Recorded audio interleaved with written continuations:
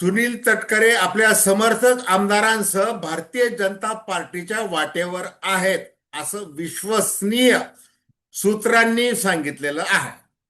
आता तटकरे असं थेट कसं बाहेर पडू शकतात, केव्हा बाहेर पडू शकतात आणि का बाहेर पडू शकतात, प्रफुल्ल पटेल काय करणार आहेत, भुजबळ काय करणार आहेत, धनंजय मुंडे काय करणार आहेत, एकूणच जो विषय आहे तो अत्यंत संवेदनशील आहे राष्ट्रवादी काँग्रेसच्या दृष्टीने.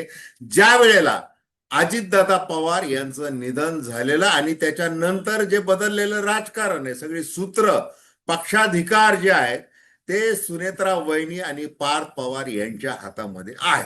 अशा परिस्थितीमध्ये राष्ट्रवादी काँग्रेसचं होणार काय, असं वर्धापन दिनाच्या 10-12 दिवस आधी प्रश्न पडलेला आहे. पार्थ पवार प्रचंड चिडलेले आहेत आणि तटकरे देखील अत्यंत नाराज झालेले आहेत आणि ती नाराजी ती आता उघडपणे बोलायला लागलेले आहेत. स्वतः प्रदेशाध्यक्ष असून देखील आपल्याच पक्षाच्या बैठकीमध्ये त्यांनी आपल्या मनातली खतखत व्यक्त केली आणि ती ऐकण्यासाठी पार्थ पवार उपस्थित राहिले नाही, ते तिथून निघून गेले. एकूणच हा विषय आपण थेट मांडतोय. नमस्कार, जय महाराष्ट्र. मी डॉक्टर अनिल फळे. माझी आपल्याला विनंती की चॅनल सबस्क्राईब करावं, सबस्क्राईबचं बटन दाबावं आणि आपली प्रतिक्रिया बिनधास्तपणे नोंदवावी. हे बघा, सुनील तटकरे, प्रफुल्ल पटेल, छगन भुजबळ, धनंजय मुंडे या चौकडीने उपमुख्यमंत्री म्हणून सुनेत्रा वहिनींचा शपथविधी घाईघाईमध्ये उरकला. त्याच्यानंतर राष्ट्रीय अध्यक्ष त्यांना केलं. दरम्यानच्या काळामध्ये 16 फेब्रुवारीला जे पत्र, जो बाण सोडला निवडणूक आयोगाकडे, तो पार्थ पवार यांच्या लक्षात आला. त्याच्यानंतर 10 मार्चला त्यांनी त्याला उत्तर दिलं आणि आता 29 एप्रिलला काय झालं हे सगळं काही वेगळं सांगण्याची गरज नाही. कागदोपत्री फक्त लोकसभेतले नेते आहेत ज्यांचा खासदार फक्त एक आहे, ते स्वतः सुनील तटकरे आहेत. एकटेच म्हणून त्यांची नोंद आहे, बाकी प्रदेशाध्यक्ष म्हणून नाहीये. पण आता हे कुठेतरी निवडलं पाहिजे, याच्यातून मार्ग काढला पाहिजे वगैरे अशा पद्धतीने बोललं जायला लागलं. दरम्यानच्या काळामध्ये सुनील तटकरे यांनी मुख्यमंत्री देवेंद्र फडणवीस आणि ज्येष्ठ नेते, लोकनेते शरद पवार यांची भेट घेतली आणि काय बोलणं केलं असेल हे त्यांना माहिती. परंतु सूत्र जे सांगत आहे की सुनील तटकरे यांनी पक्क ठरवलेलं आहे, जर माझं काही ऐकलं जाणार नसेल तर मला आता काहीतरी मोठा निर्णय घ्यावा लागेल. मग तो मोठा निर्णय म्हणजे काय असू शकतो? आता 2029 मध्ये निवडणूक आहे. आता उद्या परवा ज्या काही निवडणुका घातलेल्या आहेत त्या विधान परिषदेच्या आहेत आणि अनिकेत तटकरे यांना पुन्हा तिथं निवडून आणायचं आहे. राष्ट्रवादी काँग्रेसची ती एकमेव जागा लढवता येणार आहे.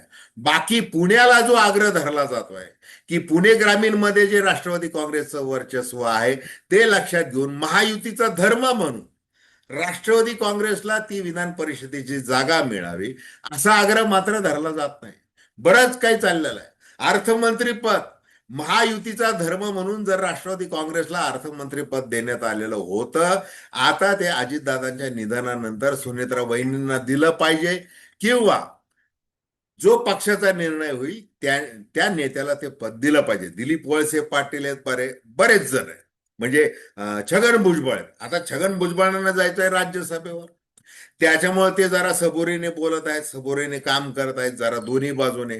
जसं काल बैठकीमध्ये त्यांनी सांगितले की तटकरे साहेब आता ते पास झालं, आपण वेगळ्या मुद्द्यावर बोलू, परंतु तटकरे यांनी ऐकलं नाही. त्यांनी सांगितले की आता होऊनच जाऊ द्या.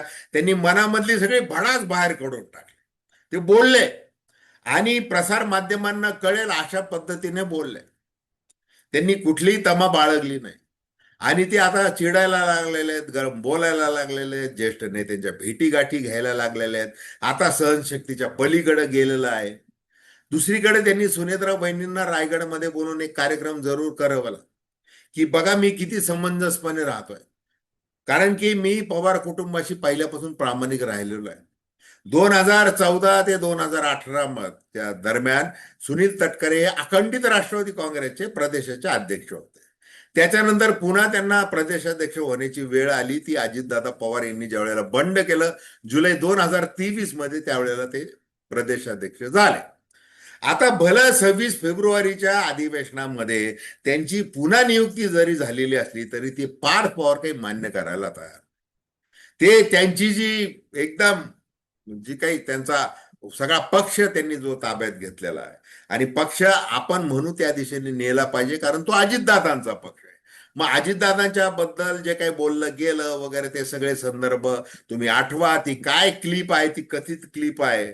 त्याच्यानंतर भारतीय जनता पार्टीच्या शीर्षस्थ नेतृत्व मोदी आणि शहा यांच्याशी आमचं कसं पक्का आहे. आम्ही कसे नरेश अरोराच्या माध्यमातून कसं ब्रँडिंग केलं, कसे निवडून आणले 40 आमदार वगैरे वगैरे, ते सगळं ज्या टिमक्या ज्या मारताय तुम्ही त्या मारू नका, असं पार्थ पवार यांनी आपल्या कृतीतून सुनील तटकरे, प्रफुल्ल पटेल यांना दाखवून दिलेलं आहे. आता तटकरे हे व्यावहारिक राजकारणी आहे. म्हणजे आधी मूळ ते काँग्रेस विचारसरणीचे आहेत. 1999 मध्ये ते राष्ट्रवादी काँग्रेसमध्ये आले, आणि मी कसा 40 वर्ष राजकारण करत आलेलो आहे, मला सगळं माहिती असं ते बोलतात. मग त्या परिपक्व राजकारणामध्ये त्याने 3 वर्षानंतर त्यांना शरद पवारांची आठवण येते, आणि आजाराचं निमित्त करून ते त्यांना भेटायला जातात वगैरे वगैरे. हे सगळं लोकांना कळत नाही, अशा पद्धतीने निर्णय घेत असतात, तसं वागत असतात. आता जर आपल्याला पुढचं राजकीय भविष्य लक्षात घेतलं तर आपण त्या पद्धतीने राहायचंय. आपल्याला भारतीय जनता पार्टी बरोबर राहायचंय, आणि भारतीय जनता पार्टीला अनुकूल ठरेल अशा पद्धतीने राष्ट्रवादी काँग्रेसची दिशा नेण्याचं काम आपण जे काही केलेलं आहे, करत आलेलो आहे, ते देखील एक्सपोज झालेलं आहे. विलिनीकरण कोणत्याही परिस्थितीत होऊ द्यायचं नाही, आणि विलिनीकरण झालं तर ते कोणत्या पक्षाचं कोणत्या पक्षामध्ये, मग तुम्ही एनडीए मध्ये यायला तयार आहात का, असा कळीचा प्रश्न विचारून सुनील तटकरे यांनी जो खोडा घातला त्याच्याबद्दल प्रचंड राग सगळ्या आमदारांमध्ये आहे. तर आता अशा परिस्थितीमध्ये योग्य वेळ आली. योग्य वेळ म्हणजे आता ती वेळ येणार आहे, आणि कुठलाही राजकारणाचा भला मोठा जो निर्णय असतो तो काही एका रात्रीत घेतला जात नाही. त्याची पायवाट आधी तयार करावी लागते, आणि सुनील तटकरे यांनी भाजपमध्ये जाण्यासाठी राष्ट्रवादी काँग्रेसमधून ती जी काही पायवाट जी करावी लागते ती व्यवस्थितपणे खोदायला सुरुवात केलेली आहे, इतकंच. तर धन्यवाद. हा व्हिडिओ आपल्याला आवडला असेल अवश्य शेअर करा, सबस्क्राईब करा, आणि आपली प्रतिक्रिया बिनधास्तपणे नोंदवा. धन्यवाद.